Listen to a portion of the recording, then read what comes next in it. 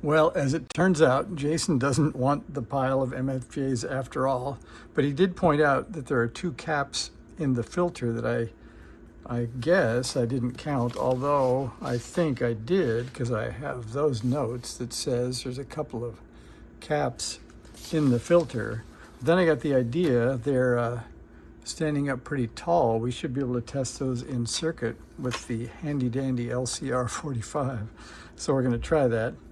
So we'll take the black lead and stick it on the negative, and we'll try them in circuit. So there's one, and then the positive lead over here. Get that in there. And that says we have a 48.66 microfarad cap. And I'll take you on a tour of what it says, where it says, let's see, can you get that in there? Oh, will it focus or will it not? I think it will. Anyway, you should be able to see 47. I think so. So that one's pretty good. So we'll check the other one. So there's a minus over here and plus over here. And this one we have a 10.8 microfarad, and the tour of the value of this one would be right there, 10 at 35. So those look pretty good. Let's check a couple others and see what they read. What does that say? I think that might be a tantalum. And I think it looks like it's polarized. So we'll put the negative over here and the positive over there. And that says it's a 2.3 microfarad. And let's see what, I think I did get a schematic here. So let's see, do we have values? We do. So there's a lot of 0.01s. There's a 10, a 1, a 47, 0.01. I don't see a 2. So the 2 must be the 1 at 16. Let's see what that thing is labeled, which is probably fine because it's a coupling cap. So maybe that makes it more improved. That says K. What does that say?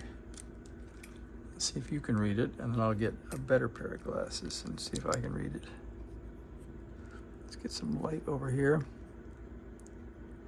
Indeed we can. Let's see, can you see that in there?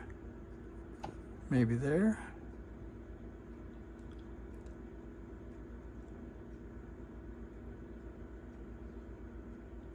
I believe it says 2.2 microfarads, so I guess that was the right value. So that one's okay. And then we've got 4.01s to check. I don't believe I've ever seen one go bad, but they are labeled 0.01. Usually they're labeled 103s, but let's see what happens.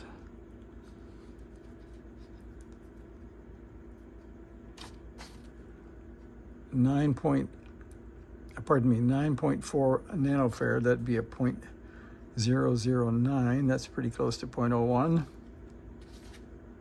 And that's another 0.009. And this one, that says open. That's probably not good. And then this one says 9.3. So it looks like we have an open cap. So we just happen to have the Hakko heating over there.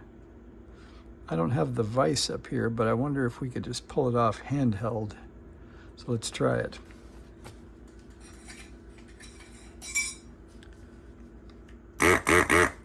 Seems like we're ready. I don't even have any solder out. Well, let's try it.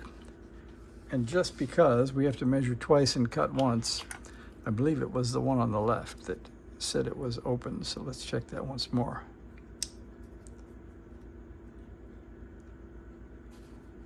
It did read 9 briefly, and then it reads open. So it could be circuit loading.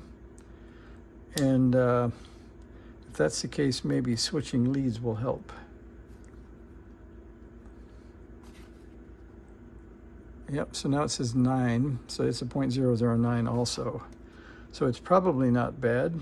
It's probably circuit loading, but we can pull it loose and measure it out of circuit both directions.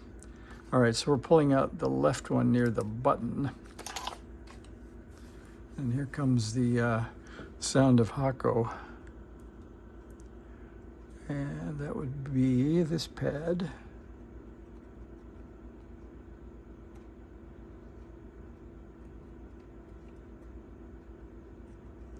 I think I should have tinned that thing. I got some. Let's see how this one does.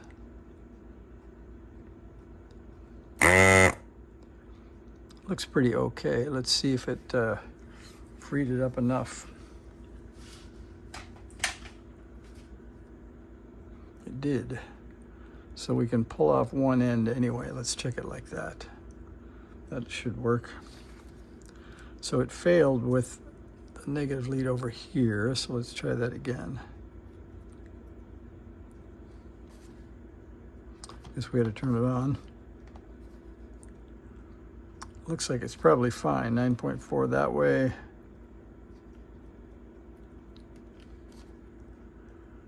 .6 that way. I think we'll just put it back. So I think the filter gets a clean bill of health, and we'll go back and look at the radio some more. I will find the solder, and I think we'll call that good. I did notice the way they wired this. I think we could put it in circuit. We could plug it in, that would give it power, which comes in this pin. And then we could put it in out mode, and I could run this. I tested my RF generator. It goes down quite low, so we could get, if we go to frequency mode, whoops, let me get amplitude back up where it was. We'll make that a half a millivolt, half a volt, sorry.